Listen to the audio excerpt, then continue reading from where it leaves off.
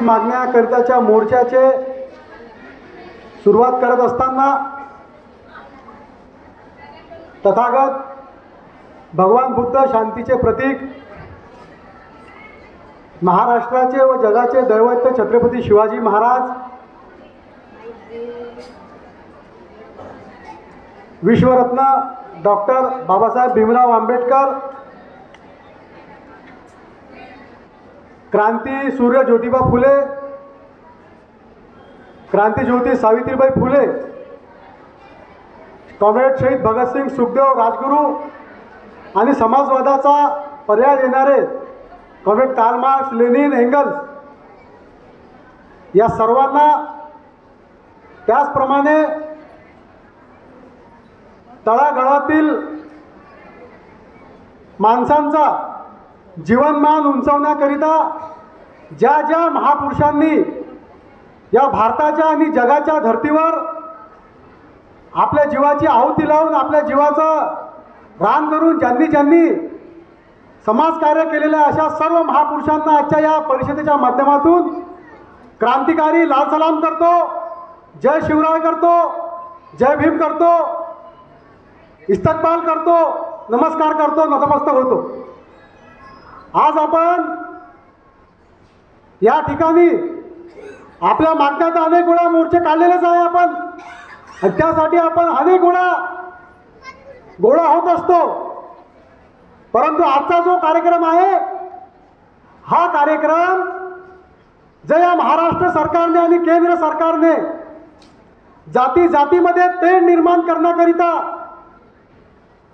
तिकडे कुठे जरांगे, इकडे कुठे खडसे आणि विविध समाजात तेढ निर्माण करण्याकरिता उपस्थित केलेले नेते आहेत, त्यांच्यावर पर्याय काय? तो पर्याय फक्त भारतीय कम्युनिस्ट पक्ष आणि आयटक कामगार संघटनेकडे आहे भगिनींनो। आणि त्याकरिता आजची जातीय जनगणना परिषद आणि यानंतरचा मोर्चा आहे। हे जे समाजात विष घालून समाजात एकीकडे दिल्लीच्या रेवडी वाटतात, लोक कल्याणकारी राज्य असल्यामुळे तिथे कल्याणकारी योजना राबवतात म्हणून तिथे खोटं नातं रेवडी सरकार म्हणून घोषित करतात, आणि दुसरीकडे मात्र तेच मोदी सरकार, देवेंद्र फडणवीस, एकनाथ सरकार आपल्या महाराष्ट्रात लाडकी बहीणच्या नावानं आणि इतर विविध प्रकारच्या योजनांच्या नावानं जे तेढ निर्माण करण्याचा प्रयत्न करीत आहे त्याचा तोडगा काढण्याकरिता आजची ही जातनिहाय आपली जनगणना परिषद आहे। त्याचप्रमाणे ज्या प्रकारे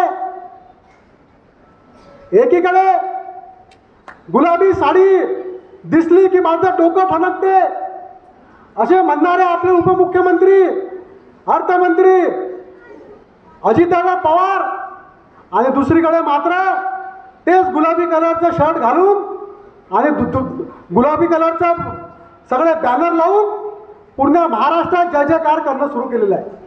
म्हणजे हा कुठं आहे आपली महाराष्ट्र, हे शिंदेशाही सरकार, हे महाराष्ट्र आपलं कुठं नेऊन चाललेलं आहे, त्याच्या तोडकरिता हे जातनिहाय जनगणना परिषद आणि मोर्चा आपण आयोजित केलेला आहे। बंधू आणि भगिनींनो, जर या जातीत तेढ निर्माण करायचं नसेल, सर्व जातीयांना आर्थिक विषमतेनुसार आरक्षण द्यायचं असणार तर सुप्रीम कोर्टाने जे मर्यादा घालून ठेवलेली आहे 50%, ते उठवल्याशिवाय दुसरा काही मार्ग नाही आहे।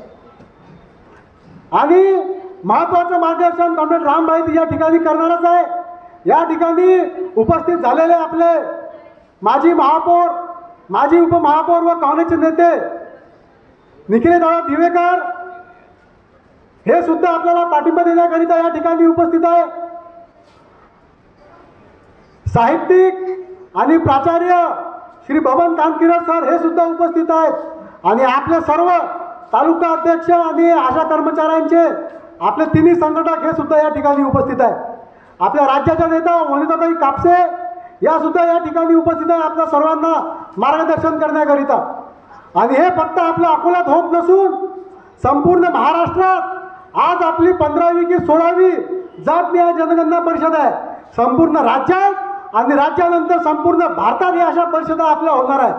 कारण की जे मोदी सरकारला या आताच्या मागच्या निवडणुकीत जे आपण धडा शिकवलेला आहे तो धडा यावेळेस सुद्धा महाराष्ट्र सरकारला आपल्याला शिकवायचा आहे.